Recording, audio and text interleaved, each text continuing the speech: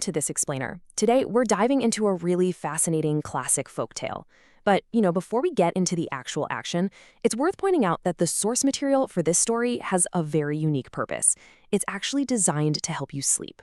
So, to really appreciate how this story is traditionally told, let's just lower our voices a bit, soften our focus, and settle in.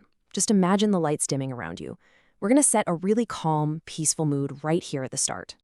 Right, before a single word of the plot is even revealed, the source asks us to do a few incredibly simple things. Go ahead and just let go of any tension in your shoulders. Leave those racing thoughts behind. Take a slow, deep breath in through your nose.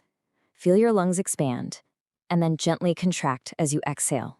The mind becomes perfectly quiet, completely still. You're feeling very light, surrounded by literally nothing but peace and tranquility. Okay, so with our minds quiet, we're transported to a massive, ancient kingdom. Now, the people here lived in utter peace. Well, almost utter peace, because they were completely baffled by the existence of one legendary master thief. To give you an idea of his skill, the source notes his sleight of hand was so unbelievable, people claimed he could steal the kajal, the eyeliner, right out of a person's eyes while they were wide awake. I mean, that is some serious, serious talent. So, here's the thing. A thief this good eventually gets a bit of an ego, right? His fame had spread all through the surrounding areas. But he decided it was time to show off his skills in the big leagues, the capital city. He wanted the king himself to know that a mastermind was operating in his territory. Plus, he wanted to establish total dominance among all the other thieves in the capital. After scouting the city, he decided to start right at the top. The target? The heavily guarded royal palace. And this just brilliantly illustrates his sheer cunning. The palace was guarded around the clock, meaning a normal person couldn't even get close. But outside the palace was this massive gong, and the guards would strike it to mark the hour. So the thief waited until exactly midnight. As the guards struck the gong for the very first time, he hammered a massive, thick iron nail right into the palace wall. The loud sound of the gong completely masked the hammering. He waited for the second strike and hammered the second nail. He did this exactly 12 times, in perfect synchronization with the midnight gongs. And notice how the source material uses this slow, rhythmic counting to subtly calm the listener's mind. It's really clever. Literally nobody heard a thing. Using those 12 iron nails as perfectly placed stepping stones, the thief easily scaled the massive palace wall. And once he was inside, well, a man of his talents had absolutely no trouble locating the royal treasury. He grabbed a huge haul of diamonds and jewels, quietly climbed back down his makeshift nail ladder, and completely vanished into the night. It was an absolutely flawless heist. But, morning always comes, doesn't it? When the royal treasurer discovered the theft, he immediately ran to the king. The king was absolutely furious, but also kind of incredibly surprised that anyone could breach his defenses. He instantly ordered 25 of his most elite, intelligent guards to heavily patrol the city streets that night. His strict orders were to arrest anyone, absolutely anyone found wandering the streets after midnight, and bring them directly to him. But remember, we're dealing with a mastermind here. Our thief was actually standing right there in the crowd, disguised as a regular citizen, when the king made this announcement. He noted exactly which 25 guards were selected. So what did he do? He disguised himself as a holy sage and systematically visited the homes of all 25 guards before nightfall. He read the palms of the guards' wives and warned them, saying, "Tonight, a dangerous thief will try to break into your home disguised as your husband. He will change his voice to sound just like him. Do not open the door. Instead, throw burning hot coals at him to catch him." Now, just picture this. The 25 elite guards patrol all night long. They see absolutely no one. Exhausted and freezing, they head home just before dawn. They knock on their own front doors, calling out to their wives to let them in.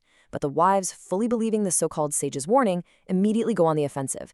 They literally start hurling red-hot, burning coals right at their husbands. It was total chaos. The poor guards panicked, a massive stampede broke out, and some were even burned. By the time the confusion was cleared up, the sun had risen, and the thief had won again.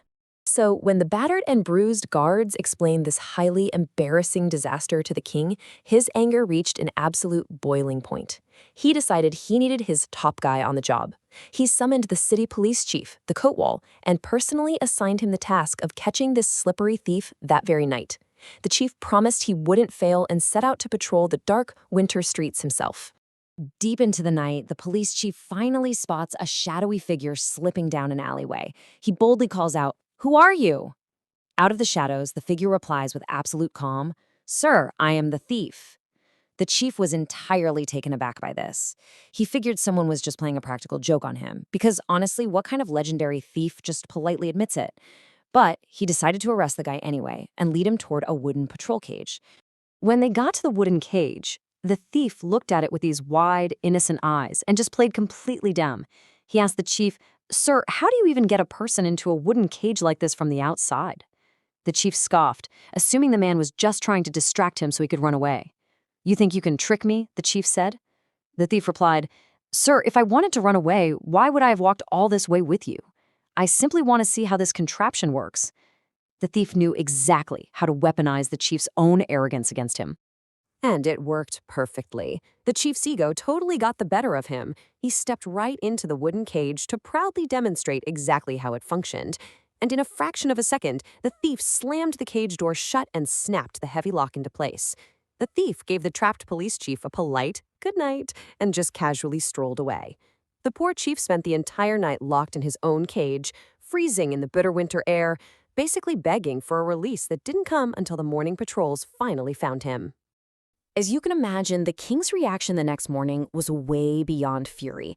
Seeing his top police chief humiliated and shivering, the monarch decided that if you want something done right, you have to do it yourself. He decreed that he, the king, would personally patrol the streets that night. And once again, our clever thief was right there in the crowd, listening to every single word of the king's plan. That night, the king patrolled the empty streets entirely alone. As he wandered, he stumbled upon a holy sage meditating peacefully under a large, thick tree right next to a warm fire. The king approached the sage and asked, "Have you seen anyone pass by here, holy man?" The sage, who, of course, was our master thief in yet another brilliant disguise, innocently replied, "No, your majesty, I have been deep in meditation, but please sit by my fire and warm yourself." Well, an idea sparked in the king's mind. He thought he could outsmart the criminal by going undercover himself. He proposed a plan to the sage, saying, "Let us swap clothes. I will sit here by the fire in your robes, disguised as a holy man, and you take my royal clothes and ride my royal horse to patrol the streets. If you see the thief, arrest him instantly."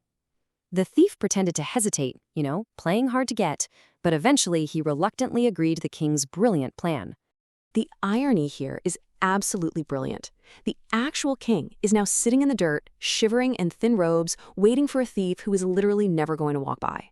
Meanwhile, the thief, dressed in the king's royal garments and riding the king's majestic horse, rides straight past the palace guards, who, by the way, bow to him in the dark, goes right into the royal bedchamber and enjoys a warm, luxurious night's sleep. It is just perfectly played. As dawn approached, the real king, freezing and exhausted, finally realized the sage wasn't coming back. So he trudged back to his own palace. But when he arrived at the gates wearing dirty rags, the guards didn't recognize him at all. He kept shouting that he was their monarch, but they thought he was just some crazy imposter. Following their strict orders from earlier, they violently arrested their own king and threw him straight into the cold, dark dungeon. It wasn't until the sun fully rose that a dungeon guard finally got a good look at the prisoner's face and realized with absolute horror that they had locked up the king. The guard pulled him out, trembling and begging for mercy. The king immediately ordered a raid on his own bedroom, but he was far too late. The clever thief had woken up early, slipped out of the palace in the royal clothes, and vanished with the king's horse long before the sun had even come up. At this point, the king was completely defeated. Realizing he could never catch this man by force, the king learned a really hard lesson. Raw power will always be outmaneuvered by brilliant strategy. He felt a deep sense of shame, sure, but also a profound, grudging respect for a man who could outsmart his guards, his police chief, and himself. So, he made a city-wide proclamation. He announced that if the thief came forward, he would receive a full royal pardon. No punishment. In fact, he would be heavily rewarded for his unmatched intelligence and cunning. And where do you think the thief was during this announcement? Right in the crowd, disguised as a regular citizen, just as he always was. Hearing the king's promise, he finally stepped forward into the light. To prove his identity, he presented the stolen royal clothes, the king's horse, and that massive stash of diamonds and jewels from the very first heist. True to his word, the king pardoned him. The thief, having proven his point and totally secured his fame, bowed his head, gave up his life of crime forever, and lived out his days as an honest man. And just like that, the mastermind thief found his peace. He realized that constantly outsmarting the world was exhausting, and true mastery means knowing exactly when to finally rest. As this incredible story wraps up, we return to where we began. Your mind can stop racing now. The mystery is solved. Let your breathing slow down once again. The mastermind is sleeping peacefully. Are you ready to close your eyes and drift into a deep sleep too? Good night.